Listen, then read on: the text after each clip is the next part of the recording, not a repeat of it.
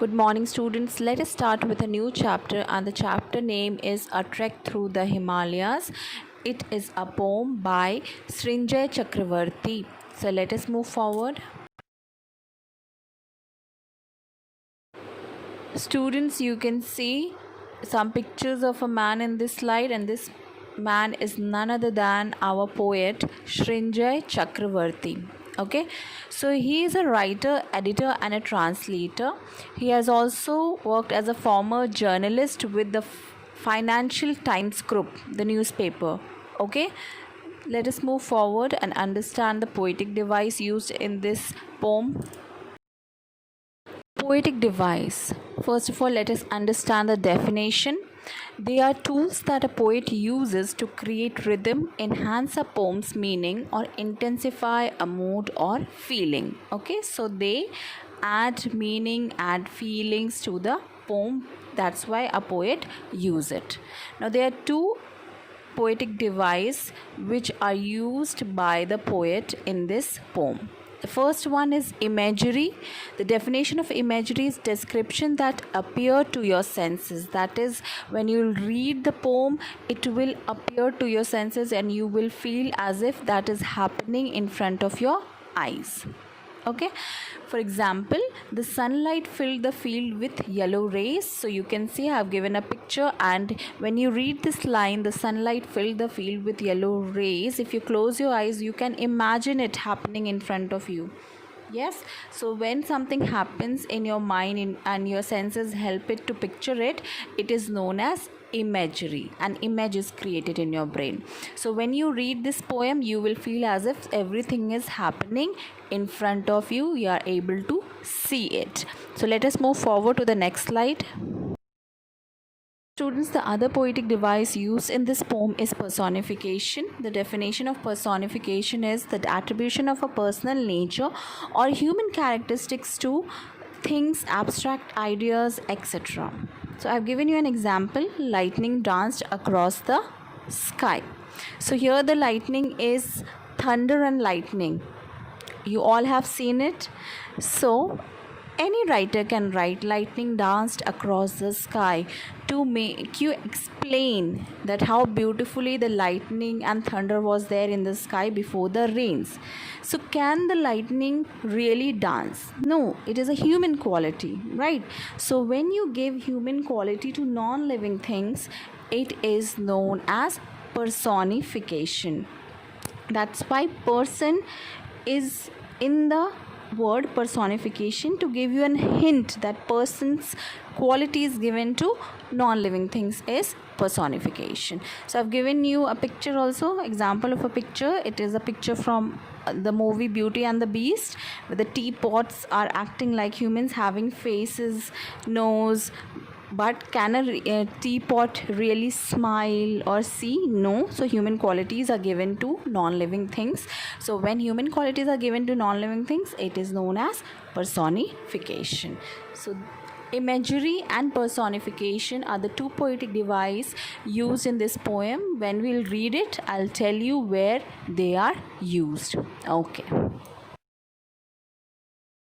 Now students, let us understand the rhyme scheme of this poem. First of all, let us know what is a rhyme scheme.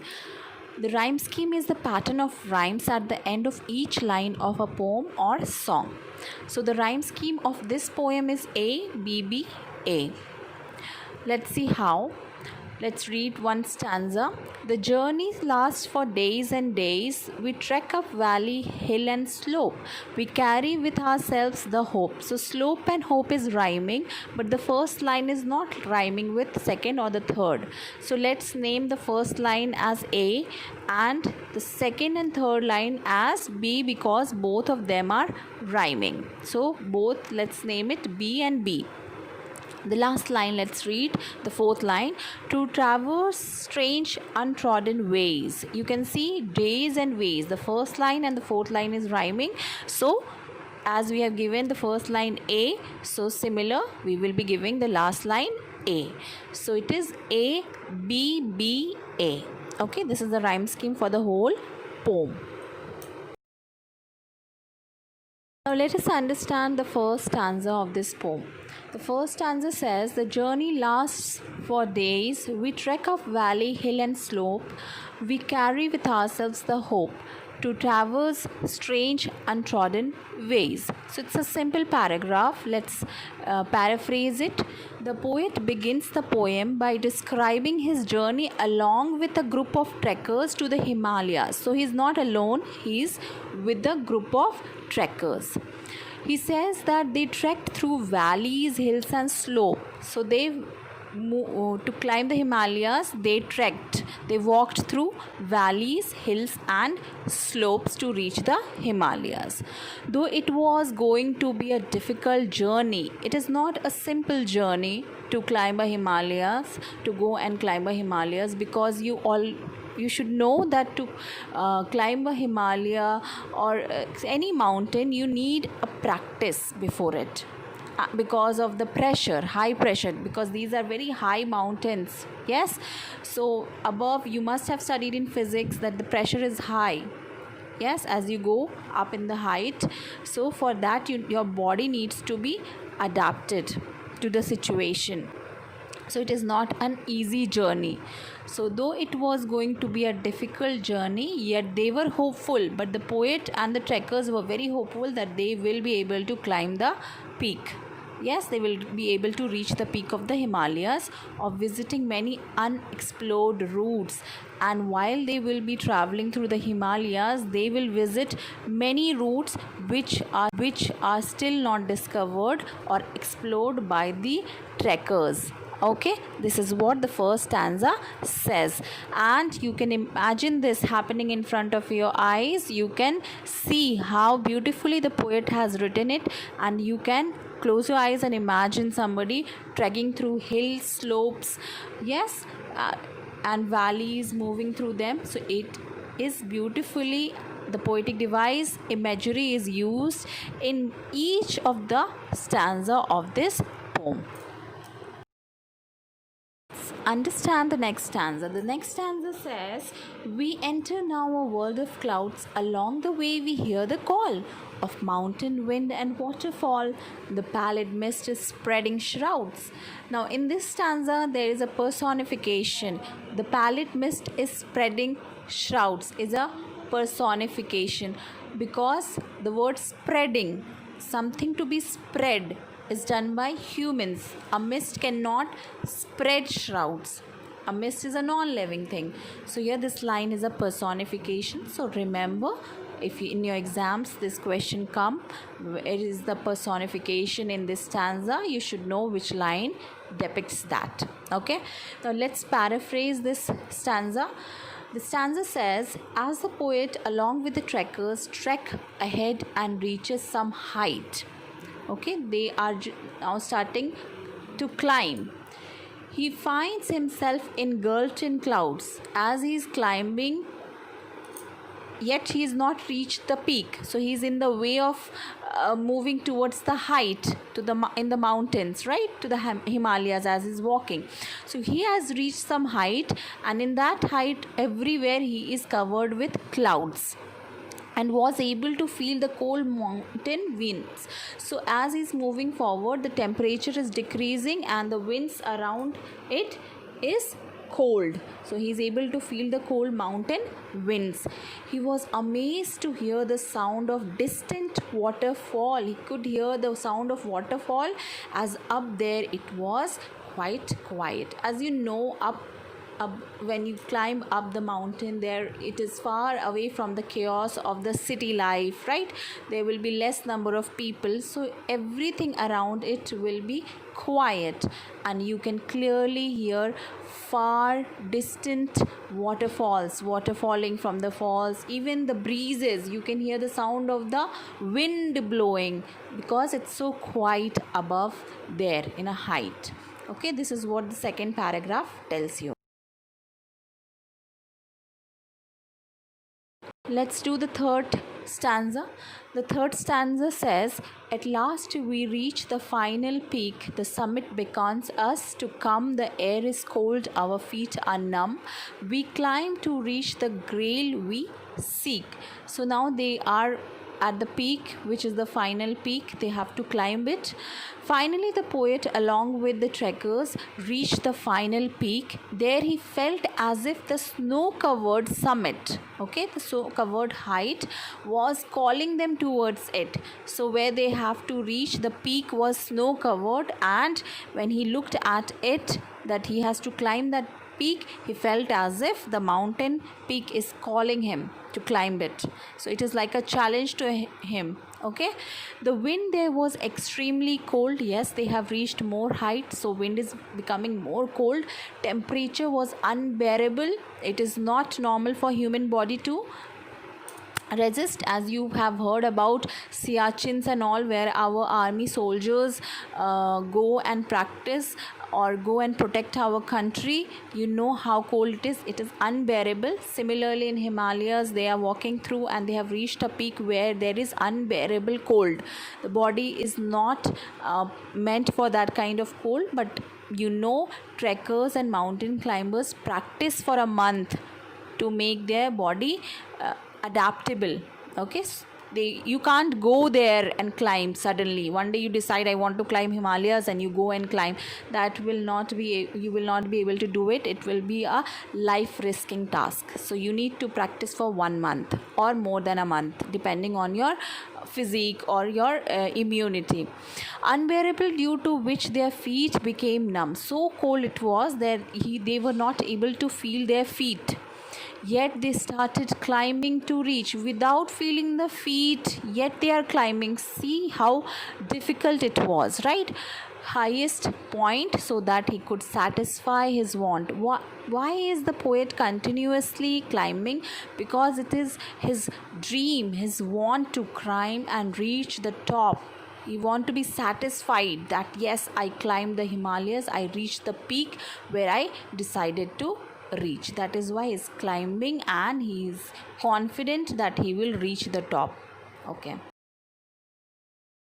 now let us understand the next stanza. The next stanza says, the path is steep, narrow, there it snakes its way, these stairs of stone now mark the route we make our own. The sunshine gilds the lucid air. The poet says that the path which he is going to travel is very dangerous. That is steep, narrow, and it snakes its way up. So they are going up to the more height, right? There the path is not normal, it is steep. It is becoming narrow, it is becoming dangerous, and it snakes its way. So the path is circling around the mountain, so it is looking like a snake. Okay, the path is looking like a snake and snakes its way up, yet the marks his route and treks. Yet they mark his route and treks, yet they are moving up and marking their routes from where they are coming and where they will go down from. So they are marking their routes and they are trekking forward. Nothing is stopping them.